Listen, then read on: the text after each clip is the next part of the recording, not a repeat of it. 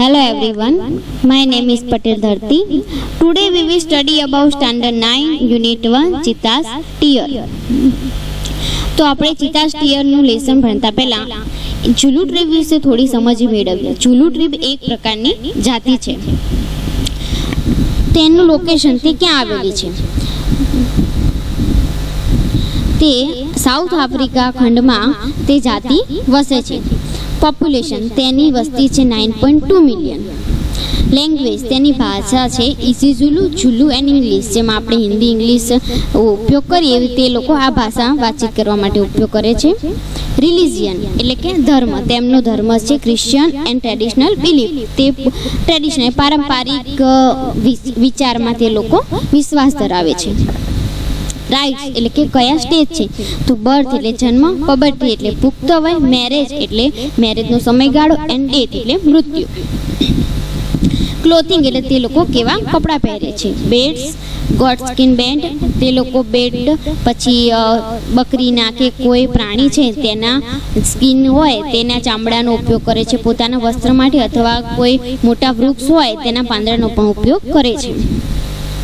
Food તે લોકો કેવો ખોરાક લે છે? તો વેજીટેબલ, ફ્રૂટ, બોઇલ્ડ મીટ એટલે બાફેલું માંસ છે, ગ્રેઇન, ઇન્સેક્ટ એટલે કે જીવજંતુ એ બધાનો પણ ખોરાક ઉપયોગ કરે છે. સ્પોર્ટ એટલે તેમની રમતો. સોસર એટલે ફૂટબોલ, સ્વિમિંગ એટલે તરવું, મેફાઘાટી એટલે કે આપણે જેમ દોરડા કૂદ છે એવી રીતે એવી જ એક કંઈક રમત છે જે તે લોકો રમે છે. Craft and hobbies. ક્રાફ્ટ એટલે આવડત, હોબીઝ એટલે શોખ. વેવિંગ એટલે વણવું, બેડ્સ વર્ક એટલે કડિયાકામ, ક્રાફ્ટ મેકિંગ એટલે કોઈ વસ્તુ હોય એમાંથી કંઈક સારી વસ્તુ બનાવવી. જેમ કે નાળિયેર છે તો તેમાંથી સાવેણી બનાવવી, ટોપલા બનાવવા, સુપડી બનાવવી એ વગેરે. પોટર એટલે કે માટલા ઘડવા. તો અહીંયા આપણે જોયું કે આ ઝુલુ ટ્રીબ છે એ પોતાના જીવનમાં આ રીતે પોતાના જીવનનો ગુજારો કરે છે. તેમની લોકેશન, તેમની પોપ્યુલેશન, તેમની ભાષા, તેમના ધર્મ, તેમના કપડાં એ બધું આ રીતે આપેલું છે.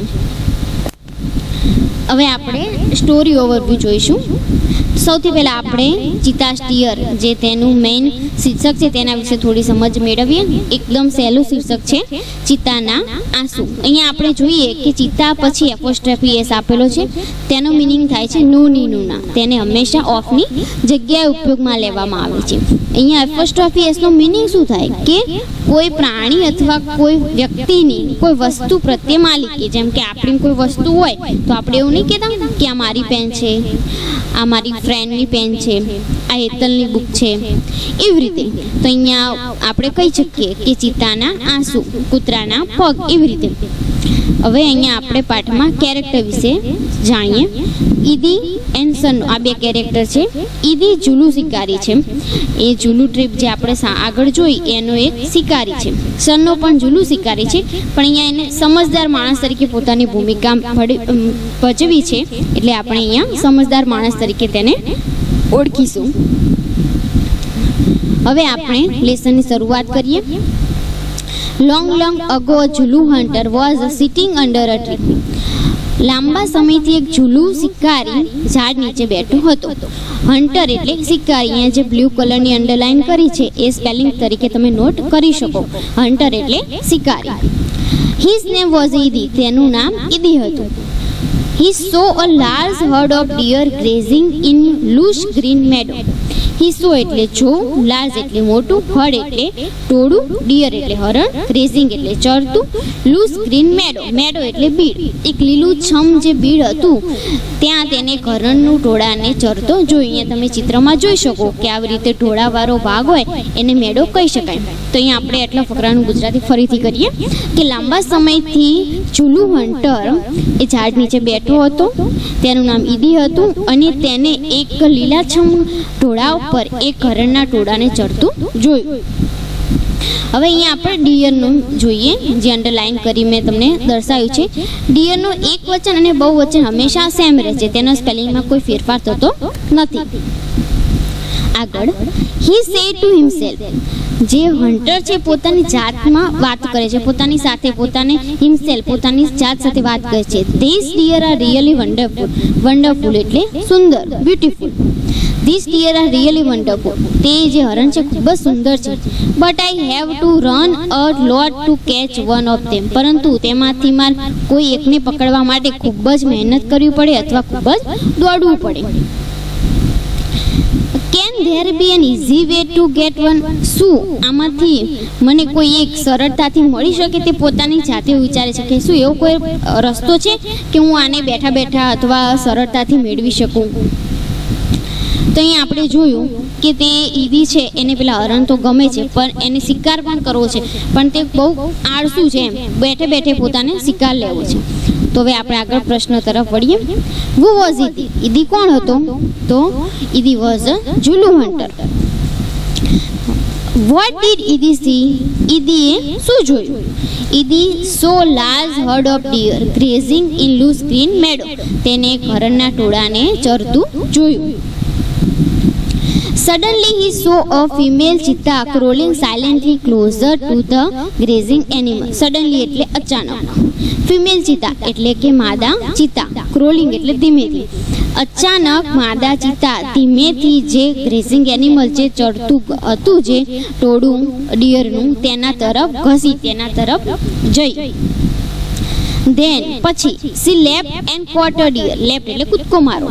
તેને કૂદકો માર્યો એન્ડ કોટ અ ડિયર અને તે એક હરણને પકડ્યું.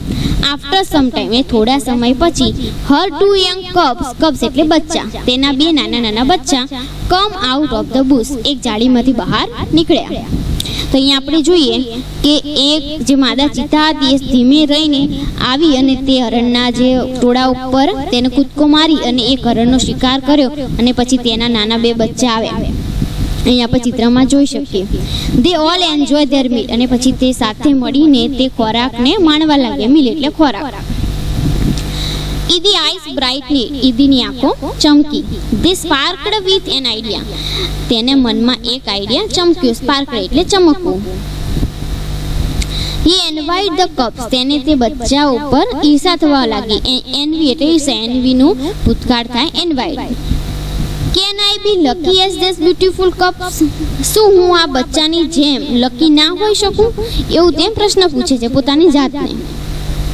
દે got their food without any effort. મને પણ તે કોઈ પણ મહેનત વગર ખાવાનું ના મળી શકે એમ. They got their food without any effort. તે જે બચ્ચા હતા એને તો પોતાની માં શિકાર કરીને લાવતી હતી એટલે એને કોઈ મહેનત કરવાની જરૂર નહોતી. એટલે તેવું વિચારે છે કે મને પણ આવી રીતે મહેનત કર્યા વગર શિકાર ના મળી શકે.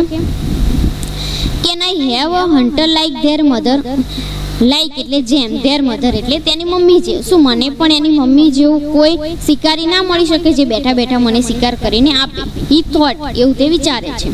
અહીંયા આપણે જોયું કે જે ફિમેલ ચિતા છે એ શિકાર કરે છે અને એ શિકાર કરીને જે પોતાની ફેમિલી સાથે જે ભોજન કરે છે એને જોઈને પેલા હન્ટરને ઈર્ષા થાય છે અને તેવું વિચારે છે કે મને પણ આ મધર ચિતાના જેમ કોઈ શિકાર કરીને આપે તો સારું, એવું મને શિકારી મળે તો સારું. હવે આપણે ક્વેશ્ચન જોઈએ. How did a female cheetah catch a deer? જે ફિમેલ ચિતા છે એને કેવી રીતે પકડ્યા હરણને? તો female cheetah crawling silently closer to the grazing animal, then she leapt and caught a deer. Why did Idi envy the cubs? કેમ ઈદી પેલા બચ્ચા ઉપર ઈર્ષા થતી હતી? બીકોઝ કારણ કે they got their food without any effort. કારણ કે તેને મહેનત વગર ખાવાનું મળતું હતું એટલા માટે પેલાની ઈર્ષા થતી હતી. He decided to catch a young cub, train it the hunt for him. તેને નક્કી કરી કે હું આમાંથી કોઈ એક જે કપ છે એને ચોરીશ અને ટ્રેન એટલે કે તાલીમ આપીશ. શેની? હન્ટ એટલે શિકારની. તેને શિકાર કરવાની હું તાલીમ આપીશ એવું તેને નક્કી કર્યું. Can I then I shall only say, oh my dear, go and kill a deer for me. પછી તો મારે ખાલી એટલું જ કહેવાનું કે ઓ મારા પ્રિય, તું જા અને મારા માટે એક હરણ કિલ એટલે કે મારીને લાવ, મારા માટે ખોરાક બનાવીને લાવ. Oh my life will be very comfortable then. પછી તો મારી લાઈફ એટલી બધી કમ્ફર્ટેબલ એટલે કે આરામદાયક થઈ જશે એમ. He was quite pleased with his own idea. પછી તેને પોતાના પોતાનો વિચાર હતો એના તરફથી તે ખૂબ જ ખુશ થવા લાગ્યો. એને મનમાં ખૂબ જ ખુશી થવા લાગી કે જો મારો આ પ્લાન સક્સેસ થઈ જાય તો મારી લાઈફ ખૂબ જ આરામદાયક થઈ જશે. He decided to follow cubs and steal one. પછી તેને જે કબ્સ હતા, જે બચ્ચા હતા, એને ફોલો કરવા, અનુસરવાનું નક્કી કર્યું અને તેમાંથી કોઈ એકને ચોરવાનું નક્કી કર્યું. From his experience, તેના એક્સપિરિયન્સ એટલે કે અનુભવ ઉપર, તેના અનુભવ ઉપરથી ઈદી ન્યૂ ધેટ, ઈદીને ખબર હતી કે ચિત્તા નેવર અટેક મેન, ચિત્તા ક્યારે માણસ પર એમને અટેક કરે નહીં. જ્યારે માણસ સામેથી કંઈ છંછેડ ના કરે ત્યાં સુધી ચિત્તા ક્યારેય તેના ઉપર અટેક કરશે નહીં. Therefore it was safe to steal a cub. એટલા માટે તે સ્ટીલ એટલે ચોરવા માટે, તે પેલા બચ્ચાને ચોરવા માટે સેફ હતો. He followed the cheetah's family evening. તેને સાંજ સુધી જે ચિત્તાની ફેમિલી હતી એને અનુસરી, તેનું અનુકરણ કર્યું. At the sunset, the mother cheetah hid her cubs in the thick bush and left for a stream. એને સનસેટ એટલે કે જ્યારે સાંજ પડી ત્યારે ધ મધર ચિત્તા હાઈડ એટલે સંતાડું, હર કબ્સ એટલે પોતાના બચ્ચાને, થીક બુશ એટલે કે એક જાડી, એકદમ ઘાટ જાડી ઝાખરામાં તેને પોતાના બચ્ચાને સંતાડે. And left for a stream, અને તે પછી સ્ટ્રીમ એટલે કે ઝરણા પાસે ગઈ. ક્વિકલી એટલે કે ઝડપથી the hunter pick up has net, તે જે શિકારીએ તેને ફટાફટ પોતાની નેટ એન્ડ સ્પિયર એટલે ભાલો કાઢ્યો. And run into the bush, અને પેલા જે જાડી ઝાખરા તરફ દોડ્યો. હી સો ટુ ટીની કબ્સ, તેને ત્યાં બે નાના બચ્ચા દેખાયા. They look at him with their bright eyes, અને તે નાના બચ્ચા એ પેલા હન્ટર સામે જોઈ રહ્યા હતા, પોતાની ચમકતી આંખોથી જોઈ રહ્યા હતા. Then were too young to run away. તે એટલા બધા નાના હતા કે જાતે દોડી પણ શકતા ન હતા. ઈદી threw the net over them and the cubs were caught. ઈદીએ તે નાના બચ્ચા ઉપર પોતાની નેટ નાખી, ઓવર તેના ઉપર નાખી, and the cubs were caught, અને તે બંને બચ્ચાને પકડી લીધા. He needed only one cub. તેને તો માત્ર એક જ બચ્ચું જોઈતું હતું. But he thought, પરંતુ તેને વિચાર્યું, it is always better એટલે સારું, to have two selves instead of one, કે એક ગુલામ કરતા બે ગુલામ સારા, એવું તેને મનમાં વિચાર્યું. સેલ્વ્સ એટલે ગુલામ. He dragged two with him and hid them under a big basket. તેને ડ્રેગ એટલે કે ખેંચવું, કોઈ ભારી વસ્તુને ખેંચવી. તેને તે નેટમાં ભરેલા બે બચ્ચાને ખેંચ્યા. એન્ડ હાઈડ એટલે સંતાડવું, ધેમ અંડર અ બિગ બાસ્કેટ, તેને પોતાના મોટા ટોપલાની અંદર બે બચ્ચાને સંતાડી દીધા.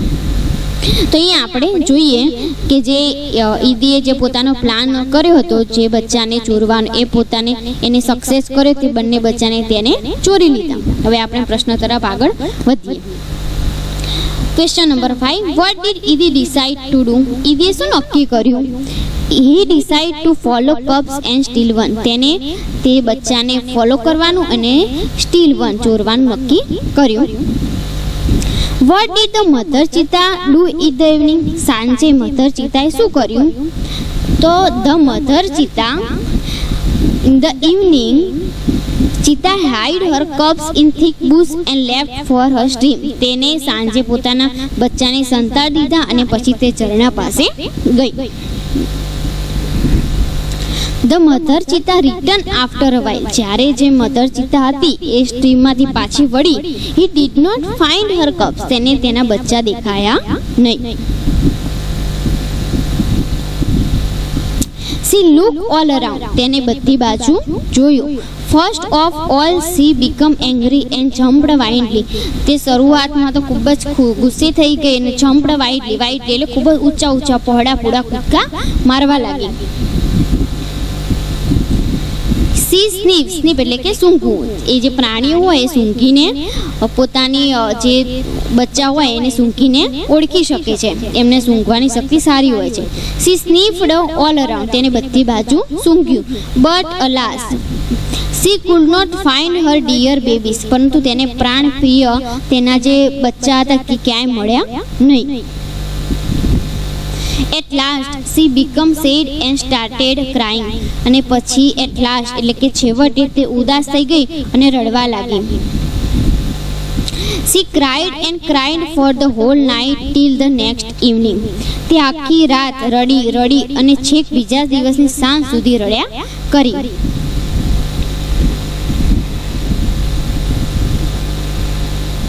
She cried and cried until her tear made dark stain down her cheeks. Stain એટલે કે ડાઘ. She was still weeping. Weeping એટલે રડવું. તેના ગાલ પર આંસુના કાળા ડાઘ પડી ગયા ત્યાં સુધી તે રડ્યા જ કરી અને તે હજી પણ રડતી હતી. ક્રાઇડ એન્ડ ક્રાઇડ એટલે કે રડ્યા કરતી. અન્ટિલ એટલે કે સુધી. ટીયર મેડ ડાર્ક સ્ટેન ડાઉન હર ચીક. તેના ગાલ પર જ્યાં સુધી કાળા ડાઘ ન પડ્યા ત્યાં સુધી તે રડતી જ રહી. સી વોઝ સ્ટીલ વીપિંગ અને તે હજી પણ રડતી જ હતી. At night the mother cheetah cried so loudly that she was heard by a wise man living in the village. રાતે ચિત્તામાં એટલું મોટેથી રડી કે ગામમાં રહેતા એક ડાહ્યા માણસને તે અવાજ સંભળાયો. વાઇસ એટલે કે ડાહ્યા. એટલું બધું જોરથી તે રડી કે ગામમાં એક જે ડાહ્યો માણસ હતો, વાઇસ મેન હતો, તેને તેનો અવાજ સંભળાયો. The old man understood what had happened. તે જે ઓલ્ડ મેન હતો ને એ ખૂબ જ સમજદાર હતો, હોશિયાર હતો. તેને આ ચિત્તાના અવાજ ઉપરથી સમજાઈ ગયું કે શું બન્યું હશે, કારણ કે જંગલમાં વર્ષોથી રહેતા હોય એટલે થોડી તેમને જાણકારી હોય. He immediately took his strong club and come out of his hut. અહીંયા ક્લબ એટલે કે ડાંગ. જે ડાંગ હોય તેનો આખો સળી હતો. તો અહીંયા ઇમિડિયેટલી કે તે તરત જ પોતાનું જે સ્ટ્રોંગ ક્લબ હતું, જે વાસ હતો, એને લઈ તે બહાર નીકળ્યો and come out of his hut. તેની ઝૂંપડીમાંથી બહાર નીકળ્યો. હટ એટલે કે ઝૂંપડી.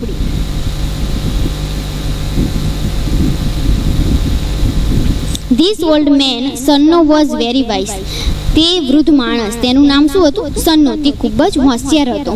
હી લવડ એનિમલ. તેને એનિમલ એટલે કે પ્રાણીઓ પ્રત્યે ખૂબ જ પ્રેમ હતો. એન્ડ ન્યૂ ઓલ અબાઉટ ધેમ. અને તે તેના વિશે ખૂબ જ બધું જાણતો હતો. તેને પ્રાણીઓ વિશે બધી જાણકારી હતી. અહીંયા આપણે જોયું કે ચિત્તા જ્યારે પાછી વળી અને જે પોતાના બચ્ચાને તેને જોયા નહીં એટલે ખૂબ જ રડવા લાગી. આખી રાત અને બીજા દિવસની સાંજ સુધી તે રડ્યા કરી અને તેનો રડવાનો એટલો બધો અવાજ આવ્યો કે જે ઝૂલુટી બધું ત્યાં તેનો અવાજ સંભળાયો અને તે એટલું રડી કે તેના ગાલ પર તેને કાળા ડાઘ પડી ગયા. તેના આંસુના કાળા ડાઘ પડી ગયા. અને જે માણસે એનો અવાજ સાંભળ્યો તેને સમજણ પડી ગઈ કે આ જે ચિત્તા છે એના શું થયું હશે. તે આખી ઘટના એને સમજાઈ ગઈ અને તે તરત જ પોતાની ઝૂંપડીમાંથી બહાર નીકળ્યો. હવે આપણે પ્રશ્ન જોઈએ. What happen to the mother cheetah at last. છેલ્લે મધર ચિત્તાએ શું કર્યું? તો at last she become sad and started crying. છેલ્લે તે ખૂબ જ રડી. She cried and cried for the whole night till the next evening. આખી રાત અને બીજા દિવસની સાંજ સુધી રડ્યા કરી. Second, who was Sanno? Sanno કોણ હતું? Sanno was a very wise man. તે ખૂબ હોશિયાર માણસ હતો. Vote did Sanno do? સન્નોએ શું કર્યું? તો જ્યારે આ બધું સંભળાયું ત્યારે સન્નો ઇમિડિયેટલી તરત જ તે પોતાની ઝૂંપડીમાંથી બહાર નીકળ્યો અને એને ક્લબ એટલે કે ડાંગ હાથમાં લીધો. આગળ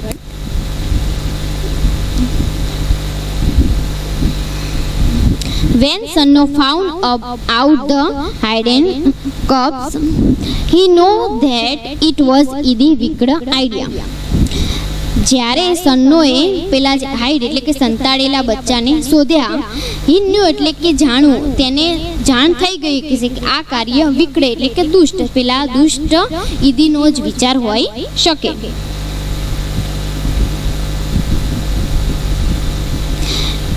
He got angry with Idi. તે પેલા ઈદી ઉપર ખૂબ જ ગુસ્સે થયો. He rushed to the hut and shouted. તે તરત તેની ઝૂંપડી તરફ દોડ્યો અને ખૂબ જ ચિલ્લાવા લાગ્યો, ખૂબ જ બૂમો પાડવા લાગ્યો. આઈ હેટ યુ વિધી, હું તને ધિક્કારું છું વિધી. Everybody of our tree will hate you, તને આપણી આખી ટ્રી એટલે આખી જાતના લોકો તને ધિક્કારશે. કારણ કે બીકોઝ એટલે કારણ કે you are lazy and wicked too, તું ખૂબ જ આળસુ અને દુષ્ટ માણસ છે. We know that a hunter must hunt with his own strength and skill. Strength એટલે તાકાત અને સ્કિલ એટલે કૌશલ્ય. કે આપણે જાણીએ છીએ કે આ હન્ટર એટલે કે આપણા શિકારીની જે જાત છે એ પોતાની તાકાત અને પોતાના કૌશલ્યથી એ શિકાર કરી શકીએ, કારણ કે શિકાર કરવા માટે પણ એક પ્રકારની આવડત જોઈએ. But you are a lazy hunter, પરંતુ તું તો આળસુ શિકારી છે. યુ આર અ થીફ, તું તો ચોર છે. You have broken the rules of our trip, તે તો આપણી જે ટ્રીપ આપણી જાત છે એના જે રૂલ્સ છે એના નિયમો છે એનો ભંગ કર્યો છે. You have a brought dishonour to the whole tribe, તને તે આપણી જે આખી જાત છે આપણી જમાતના નિયમનો તે ભંગ કર્યો છે, તે આપણી જાતને બદનામ કરી છે. ડિસઓનર એટલે કે બદનામ કરી છે. હોલ એટલે કે આખી જાતને તે બદનામ કરી છે. All the member of the hunter trip got together. શિકારી જમાતના બધા લોકો એકઠા થયા. They decide to drive away Idi from the village forever. તે બધા લોકોએ જે આખી જાતના જે લોકો ભેગા થયા હતા એમને બધાએ એવું નક્કી કર્યું કે તે ઈદીને હંમેશા માટે ફોરએવર એટલે હંમેશા માટે ઈદીને પોતાના ગામમાંથી બહાર કાઢી મૂકવો. Sanno took the cubs on his shoulder એટલે ખભા and returned them to their mother. પછી સન્નોએ પોતાના ખભા ઉપર તે બચ્ચાને બેસાડી અને પોતાની મા તરફ પહોંચતા કર્યા. He saw that long weeping of the mother cheetah had stained her face.